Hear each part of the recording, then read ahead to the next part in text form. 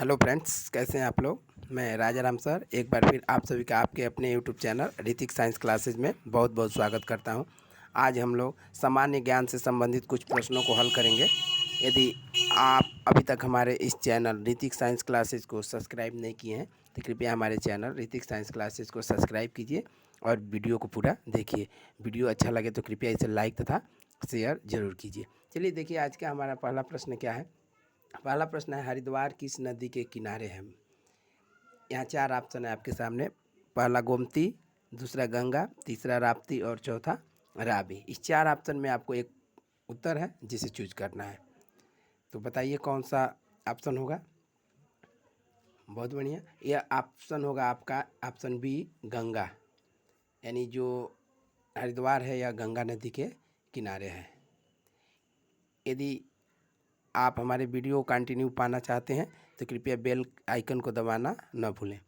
चलिए अगले प्रश्न की तरफ चलते हैं। लेकिन अगले प्रश्न पर जाने से पहले ये देखिए, जो गंगा नदी है यह हरिद्वार में कैसे आती है। यह गंगा नदी जो है सबसे पहले गंगोत्री के निकट गोमुख से निकलती है, जो आपका उत्तराखंड में पड़ता है। वहाँ से पहाड़ों पर बहती हुई यह हरिद्वार में जो है समतल मैदानी भागों में प्रवेश करती है। और वह जो हरिद्वार आपका बहुत ही प्रसिद्ध तीर्थ स्थल है, जिसे हरि की पौड़ी के नाम से भी हम जानते हैं।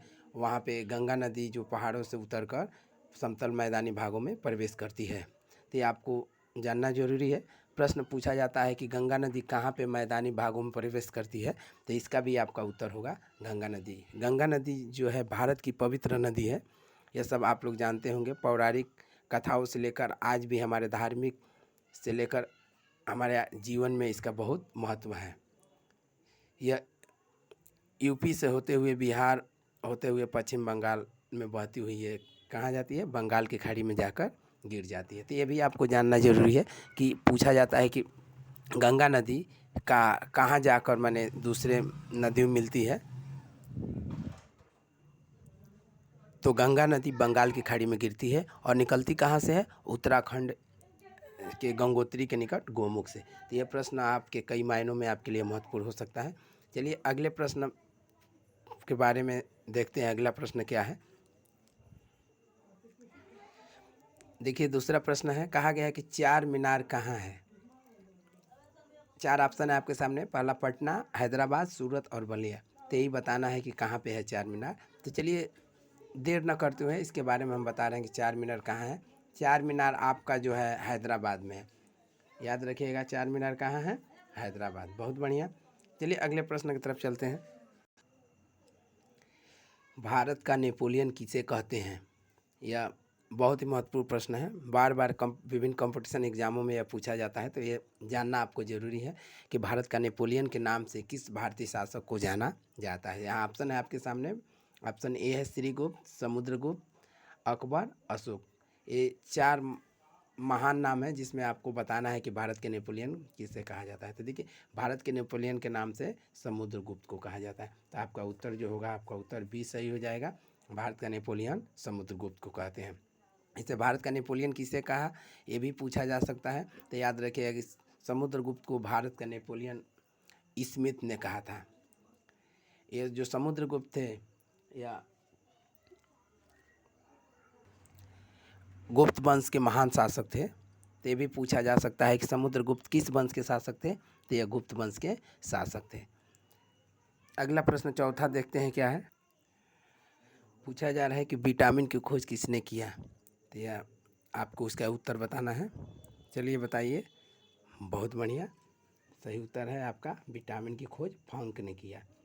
याद रखिएगा, विटामिन की खोज किसने किया था, फंक ने। चलिए अगले प्रश्न की तरफ चलते हैं। विश्व जनसंख्या दिवस कब मनाया जाता है। देखिए कितना महत्वपूर्ण प्रश्न है। यह बहुत बार एग्जामों में पूछा जा चुका है। बताना है, ऑप्शन न देते हुए डायरेक्ट इसका उत्तर बताना है, ताकि आपको कम समय में अधिक से अधिक प्रश्नों का उत्तर मिल सके। तो इसका उत्तर होगा 11 जुलाई। याद रखिएगा कि जो विश्व जनसंख्या दिवस मनाया जाता है 11 जुलाई को मनाया जाता है। बहुत बढ़िया। अगला प्रश्न, शेषनाग झील किस राज्य में है। इसका सही उत्तर होगा जम्मू कश्मीर। जम्मू कश्मीर। देखिए, एक बहुत महत्वपूर्ण जानकारी हम आप सबको देना चाहते हैं कि जैसे यहाँ शेषनाग है, इससे हमको यह संबंधित है कि यहाँ हम सर्प प्रजाति यानी सांपों से संबंधित नाम का जिक्र हो रहा है।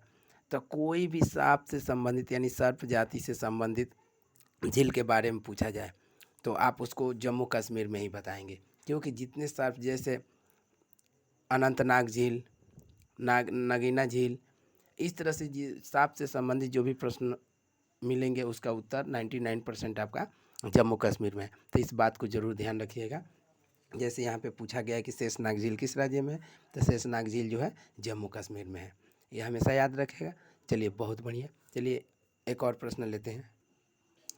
7वां प्रश्न है, नैनीताल झील किस राज्य में है? नैनीताल, ये तो बहुत फेमस, इस नाम से एक शहर भी है नैनीताल। तो नैनीताल झील किस राज्य में? तो आप जानते होंगे किस राज्य में है, यह जो है उत्तराखंड राज्य में है। उत्तराखंड जो 2000 तक उत्तर प्रदेश का ही हिस्सा था, 2000 में इसे उत्तर प्रदेश से अलग कर एक नए राज्य का दर्जा दिया गया। ये जरूर ध्यान रखिएगा कि उत्तराखंड जो था पहले उत्तर प्रदेश राज्य का ही हिस्सा था, लेकिन 2000 ईस्वी में इसे क्या किया गया, एक नए राज्य का दर्जा दिया गया। तो देखिए, यहाँ से बहुत महत्वपूर्ण हमको जानकारी निकल कर सामने आ रही है। नैनीताल, अंत में ताल आ रहा है, क्या आ रहा है? ताल। ये ध्यान रखिएगा, ताल से संबंधित कोई भी अगर झील का जिक्र होता है तो वो आपका उत्तराखंड राज्य में ही होगा। जैसे जम्मू कश्मीर से संबंधित है, नाग से संबंधित, सांप से संबंधित, वैसे ही ताल से संबंधित जो भी झील होगा वह आपका उत्तराखंड से संबंधित होगा। जैसे राकस ताल झील, नैनीताल झील इत्यादि। तो इस बात को भी ज़रूर ध्यान रखिएगा कि ताल से संबंधित अगर जो भी झील का जिक्र किया जाए तो वो कहाँ होगा? जम्मू कश्मीर में होगा, सॉरी उत्तराखंड में होगा। बहुत बढ़िया। अगला प्रश्न लेते हैं। कांग्रेस पार्टी के प्रथम अध्यक्ष कौन थे? कांग्रेस पार्टी के प्रथम अंग्रेज अध्यक्ष कौन थे, यह आपको बताना है। तो देखिए, इसका उत्तर जो होगा, कांग्रेस पार्टी के प्रथम अंग्रेज अध्यक्ष की बात किया जा रहा है तो यह उत्तर होगा जॉर्ज यूल। याद रखिएगा, जॉर्ज यूल अंग्रेज अध्यक्ष की बात किया जा रहा है। अगर केवल हमको कहा जाता है कि कांग्रेस पार्टी के अध्यक्ष कौन थे तो वह थे व्योमेश चंद्र बनर्जी, प्रथम अध्यक्ष। जबकि यहाँ हमको कहा गया है कि प्रथम अंग्रेज अध्यक्ष कौन थे, तो याद रखिएगा जॉर्ज यूल। ठीक है। यहाँ देखिए, कांग्रेस के बारे में आप जानकारी पहले जान लीजिए। कांग्रेस पार्टी की स्थापना 1885 ईस्वी में एक अंग्रेज A.O. ह्यूम ने किया था। इसके प्रथम जो अध्यक्ष कहा जाएगा W.C. बनर्जी यानी व्योमेश चंद्र बनर्जी थे। जबकि यहाँ पूछा गया कांग्रेस पार्टी के प्रथम अंग्रेज अध्यक्ष कौन थे, तो याद रखिएगा जॉर्ज यूल। चलिए अगला प्रश्न की तरफ। पटना शहर को किसने बसाया? देखिए, बहुत महत्वपूर्ण प्रश्न है। पटना शहर के बारे में हमको बताना है कि पटना शहर को किसने बसाया था। तो पटना शहर जो अब वर्तमान नाम पटना है, इसका प्राचीन नाम था पाटलिपुत्र, उसी के बारे में पूछा जा रहा है। तो पटना शहर को पाटलिपुत्र के नाम से उदयन ने बसाया था। उदयन, याद रखिएगा, यह हर्यक वंश का महान शासक था उदयन। किसने पटना शहर को बसाया था? उदयन ने। एक और प्रश्न लेते हैं। कार्य का मात्रक हमको बताना है, कार्य का मात्रक होगा। तो यह ध्यान रखिए, कार्य का मात्रक जो होता है जूल होता है। क्या होता है? इसके साथ साथ ये ऊर्जा का भी मात्रक होता है। तो ये भी आपका एक तरह से कहा जाए बहुत ही महत्वपूर्ण प्रश्न है। तो आज हम 10 प्रश्न लेकर आए थे जो विभिन्न एग्जामों में बार बार पूछा गया है, इसलिए यह जो आज का हमारा वीडियो है यह आपके लिए बहुत ही महत्वपूर्ण है। यदि आप इस वीडियो को पूरा देखें हैं तो मुझे विश्वास है कि ये 200 प्रश्न आपको ज़रूर समझ में आ गया होगा। बहुत ही जल्दी मैं अगला वीडियो में मिलूँगा, तब तक के लिए आप मुझे आज्ञा दीजिए। नमस्कार, जय हिंद।